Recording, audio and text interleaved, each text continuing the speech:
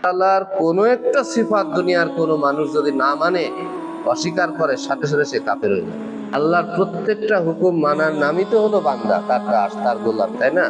বান্দার তো আর নিজস্ব কোনো এখতিয়ার থাকবে না, আমি আমি বলে আর কিছুই থাকবে না।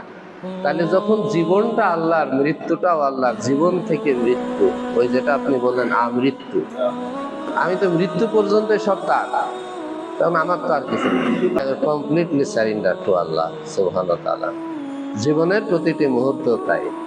এবং এই জন্য তো আল্লাহ রাসূল সাল্লাল্লাহু আলাইহি সাল্লাম একটা দোয়া শিখাই দিয়েছেন, সেটা হলো আপনার এর সাথে রিলেটেড দোয়াটা, যে ইয়া হাইয়ু ইয়া কাইয়ুম বিরহমাতিকা আস্তাগীসু আসলিহ লি শানি কুল্লাহু ওয়া লা তাকিলনি ইলা নাফসি তারফাতা। হে চিরঞ্জীব আল্লাহ, হে চির বিরাজমান আল্লাহ, ইয়া হাইয়ু ইয়া কাইয়ুম বিরহমাতিকা আস্তাগীসু, আপনার রহমতের মাধ্যমে, আপনি দয়ার সাগর, আপনার সেই দয়ার সাগরের পাশে দাঁড়িয়ে আপনার কাছে আমি আপনারই রহমত একটু প্রার্থনা করছি। আল্লাহু আকবার। আস্তাগীসু, আমি একটু সাহায্য চাচ্ছি, ভিখারি, আপনার এই দয়ার সাগর থেকে আমাকে একটু দিন। আসলিহ লি শানি কুল্লাহু, আল্লাহ আপনি আমার সমস্ত অবস্থাটাকে ইসলাহ করে দেন, সংশোধন করে দেন।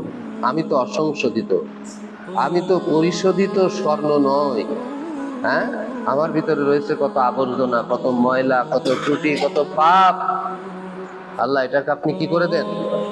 পরিষ্কার করে দেন, পরিশোধিত করে দেন। আসলিহ লি শানি কুল্লাহু, আমার সমস্ত অবস্থাটাকে আপনি পরিশুদ্ধ করে দেন। আল্লাহু আকবার। ওয়ালা তাকিলনি ইলা নাফসি তারফাতা আইন। হে আল্লাহ, আমার চোখের এক পলকের জন্যও আমাকে ছেড়ে দেবেন না।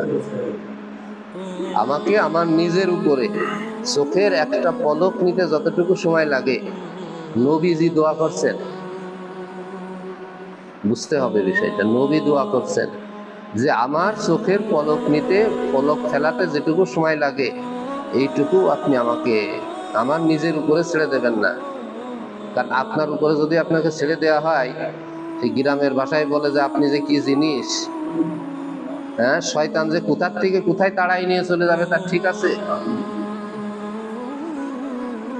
এজন্য এক মুহূর্ত আল্লাহর রহমতের এই গণ্ডির বাইরে যাওয়া, কারণ ওই সময় যদি আপনার মৃত্যু হয়ে যায়, তাই তো গেলেন আপনি। এই জন্য আল্লাহর কাছে বলতে হবে, ওয়ালা তাকিলনি ইলা নাফসি তারফাতা আইনি। আল্লাহু আকবার।